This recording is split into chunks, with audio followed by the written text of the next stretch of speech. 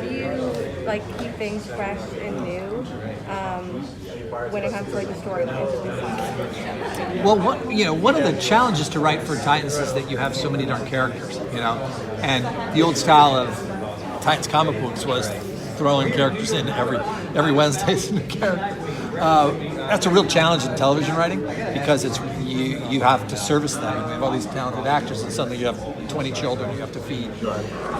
But on the other hand, there's a lot of stories you can go into. And so on the plus side is, every year we've done some version of an origin story for our characters. This year we're able to kind of focus on two characters in specific in both Carl Logan, Beast Boy, and Superboy, and to a greater extent with an overall for Coriander's Starfire, to really focus on these characters' bigger story as it relates to either origin or an unraveling / shedding of their old skin, or kind of understanding what they were really meant to do. So we can always pull from these characters and go deeper into them.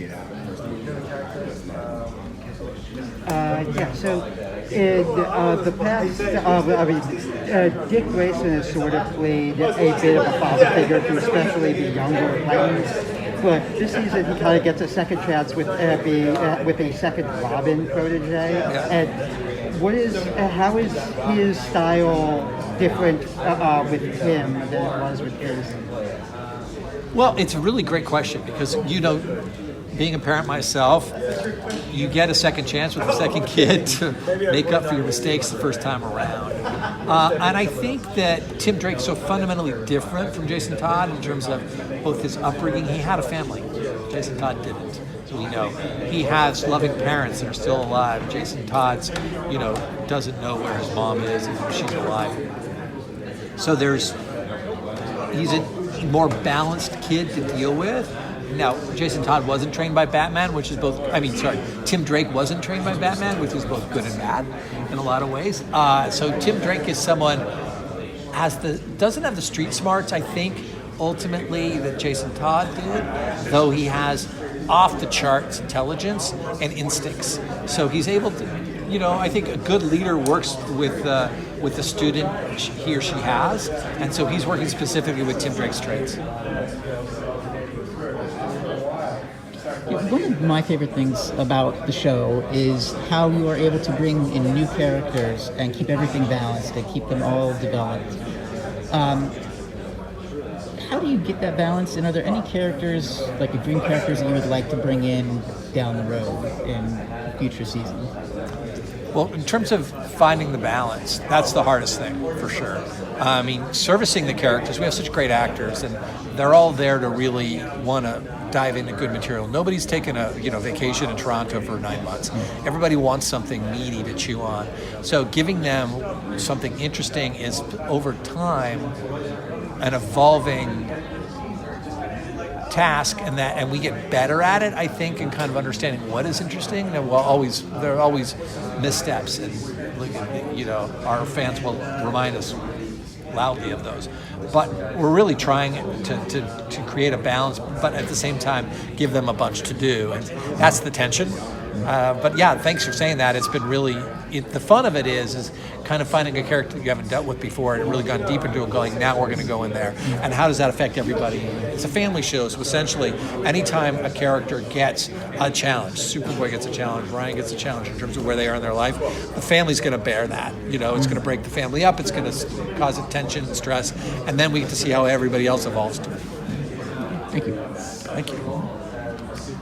For season 4, each season deals with, you're telling a story, it's about family, it's about various other things.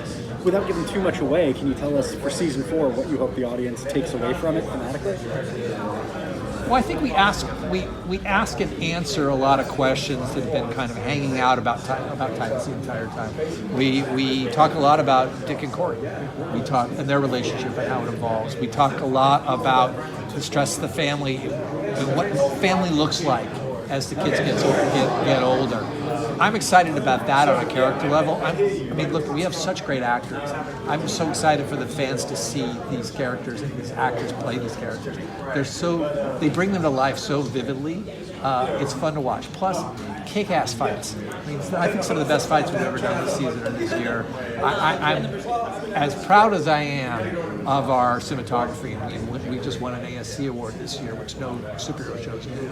We were also, and we won the CSC awards in Canada. The show looks beautiful, but that fight team is state of the art. They just take it to another level. And then our effects. So because we're going to the worlds of horror and supernatural, it's bloody and gross and sickening and fun in the best possible way. So given that you guys are having Brother Blood finally being adapted into the series for season 4, I guess the question I'll have to ask is, what is the most difficult thing about trying to navigate the horror elements of this series? Because I mean, you guys have gone into darker territory before. Yeah. You've dealt with Trigon and some of these other guys, but then with Brother Blood, like, what was the most difficult thing about adapting him and his overall story as an antagonist for the Titans?